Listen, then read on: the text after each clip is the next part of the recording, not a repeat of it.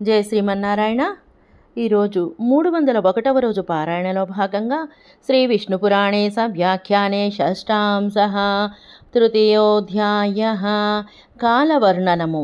నిన్నటి భాగమునకు కొనసాగింపుగా దానికి విష్ణుచిత్తీయ వ్యాఖ్య.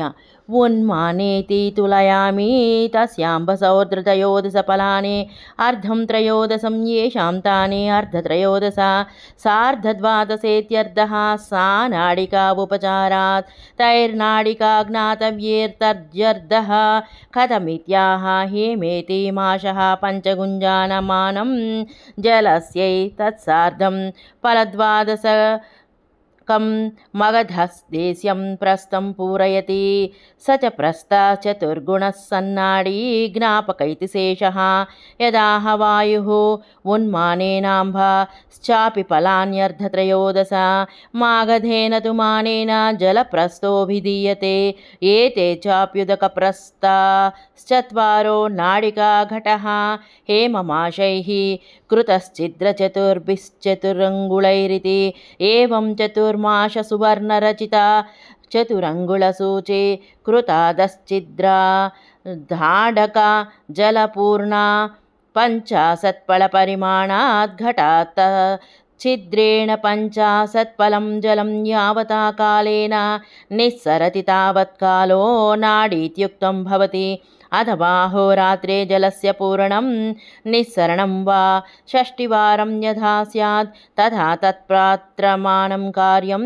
అన్యే తు చతుర్మాశ హేమ నిర్మితయా చతురంగుళయా సూచ్యా కృతశ్చిద్రే సార్ధద్వాదశఫలే తామ్రపత్రే తత్ప్రమాణం జలం తచ్చిద్రేరితి చ పఠन्ति తత్రాయమన్వయః.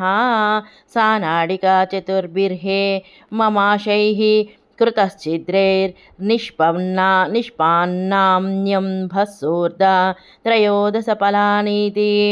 విష్ణుచిత్తి వ్యాఖ్యకు అనువాదం. ఉన్మానాన్ని త్రాచుతో తూచబడిన 13.5 ఫలములు అనగా అరతోటి 13 కావాలి, అనగా 12.5 ఫలములు అని అర్థములు.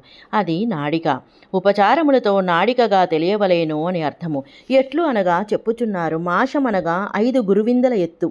ఇది 12.5 ఫలముల జలము మాగధ దేశమున మానముతో జలప్రస్థముగా చెప్పబడినది. ఈ జలప్రస్థములు 4 నాడికా ఘటము హేమమాశైః కృతశ్చిద్రచతుర్భిశ్చతురంగుళైః అని.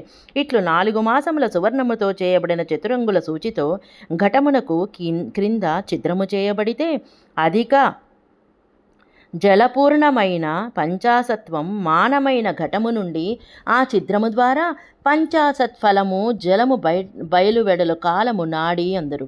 లేదా అహోరాత్రముతో జలముని నింపుట తీయుట కాని 60 మార్లు అగునట్లు పాత్రమానం చేయవలను. ఇక ఇతరులు చతుర్మాష హోమముతో నిర్మించబడిన చతురంగుల సూచితో ఛిద్రము చేసిన 12.5 ఫలములు గల తామ్రపాత్రలు అంత జలము నుంచి ఆ ఛిద్రము ద్వారా ప్రవేశించు కాలము ఒక నాడిక. ఆ ఫలములు మాగధమానముతో జలప్రస్థమని చెప్పెదరు. కృతశ్చిద్రై అని చెప్పుచున్నారు.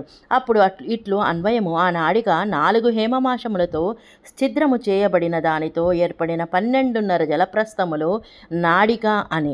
నాడికాభ్యామద్వాభ్యాం ముహూర్తో ద్విజసత్తమ అహోరాత్రం ముహూర్తాస్తు త్రింశన్మాసో దివైస్తదా. 2 నాడికలైతే 1 ముహూర్తము, 30 ముహూర్తములైనచో 1 దినము, 30 దినములైనచో 1 మాసము. మాసైర్ద్వాదశభిర్వర్షం అహోరాత్రం తు తద్దివి త్రిభిర్వర్ష శతైర్వర్షం షష్ట్యా చైవాసురద్విషాం.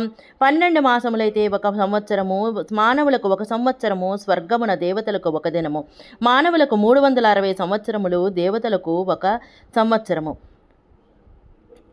తైస్తు ద్వాదశ సహస్రైః చతుర్యుగముదాహృతం చతుర్యుగ సహస్రం తు కథ్యతే బ్రాహ్మణో దినం.